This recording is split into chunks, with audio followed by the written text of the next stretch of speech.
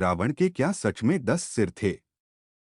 जानिए इसका रहस्य और इससे जुड़ी कुछ और बातें यहाँ हम आपको बताते हैं कि रावण के 10 सिर का क्या रहस्य है। रावण को दशानन, दशग्रीव सहित अन्य कई नामों से जाना जाता है। दशहरे पर रावण दहन की परंपरा है। कल दशहरे पर देश के अलग अलग हिस्सों में रावण दहन होगा। लोग बुराई पर अच्छाई के प्रतीक रावण के पुतले को जलाकर एक दूसरे को शुभकामनाएं देंगे, फिर रोशनी के पर्व दिवाली की तैयारियों में जुट जाएंगे। लेकिन रावण कितना विद्वान था, उसके 10 सिर का क्या रहस्य है, हम इस आलेख में आपको बताएंगे। रावण लंका का राजा था। उसे लंकेश, लंकापति, दशग्रीव सहित कई नामों से जाना जाता है। वो बड़ा प्रतापी, वो महापराक्रमी, ज्ञानी, वेद शास्त्रों का जानकार, महापंडित और बहुत बड़ा शिवभक्त थे।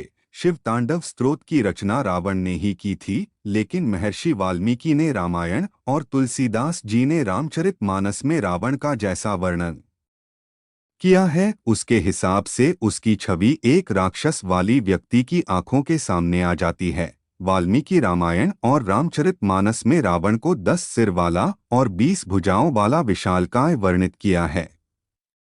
रावण के 10 सिर में छिपा है रहस्य, यहाँ हम आपको बताते हैं कि रावण के 10 सिर का क्या रहस्य है। बहुत से लोगों का ये मानना है कि किसी के 10 सिर होना सिर्फ एक कल्पना ही है, और रावण के बारे में भी ये कल्पना ही है। आज की युवा पीढ़ी और जिज्ञासु प्रवृत्ति के लोग अक्सर ये सवाल करते हैं कि क्या रावण के सच में 10 सिर से?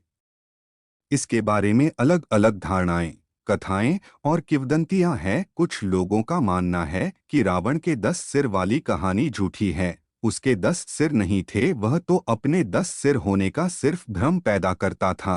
कुछ लोग कहते हैं कि रावण विद्वान था, वह 6 शास्त्र और 4 वेदों का ज्ञाता भी था, इसलिए उसके 10 सिर थे, इसीलिए वो दशानन, दसकंठी भी कहलाया।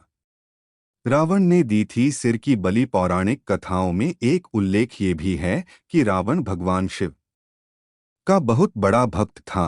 भगवान भोलेनाथ को प्रसन्न करने उसने कई सालों तक कठोर तपस्या की, लेकिन जब भगवान शिव प्रकट नहीं हुए तो अपने सिर की बलि दे देता था। लेकिन उसका नया सिर वहां उग आता था। जब उसका अंतिम सिर बचा तो उसके कटने से पहले ही शिव प्रसन्न हुए। रावण ने अमरता का वरदान मांगा, लेकिन शिव ने उन्हें वरदान न देते हुए अमृत दिया, जिसे रावण ने अपनी नाभि में छिपा लिया था। और युद्ध के समय विभीषण के बताने पर राम ने रावण की नाभि में तीर मारकर उसका वध कर दिया था। ऐसे वीडियो देखने के लिए हमारे चैनल को सब्सक्राइब करें और लाइक करें।